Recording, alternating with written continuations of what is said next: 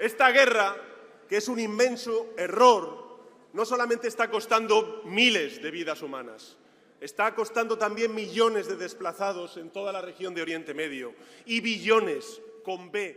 د هسپانیې لومړی وزیر پیدرو سېنچېس وايي دا جګړه چې یو لویه تېروتنه ده نه یوازې د زرګونو انسانانو ژوند اخلي بلکې په ټول منځني ختیځ کې د میلیونونو بې ځایه شویو لامل هم ګرځېدلې ده او د میلیارډونو یورو اقتصادي تاوانونه یې هم اړولي دي چې د خلکو پر جیبونو په ځانګړي ډول د عادي خلکو پر ژوند اغیز کوي.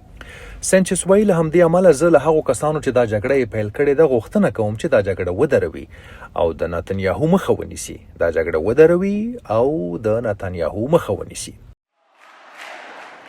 Y digo más. Compañeros, compañeras. Y digo más. Este martes el gobierno de España llevará a Europa la propuesta de que la Unión Europea rompa su acuerdo de asociación con Israel.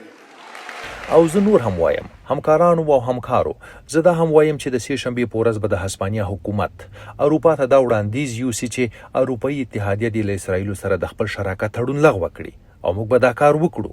دا د دې لپاره نه چې موږ د اسرائیلو له خلکو سره کومه ستونزه لرو، برعکس موږ د اسرائیلو د خلکو ملګری ملت یو، خو موږ د هغوی د حکومت له کړنو سره موافق نه یو او هغه حکومت چې نړیوال قانون ماتوي او د اروپايي اتحادیې اصول او ارزښتونه تر پښو لاندې کوي نشي کولای د اروپايي اتحادیې شریک پاتې شي.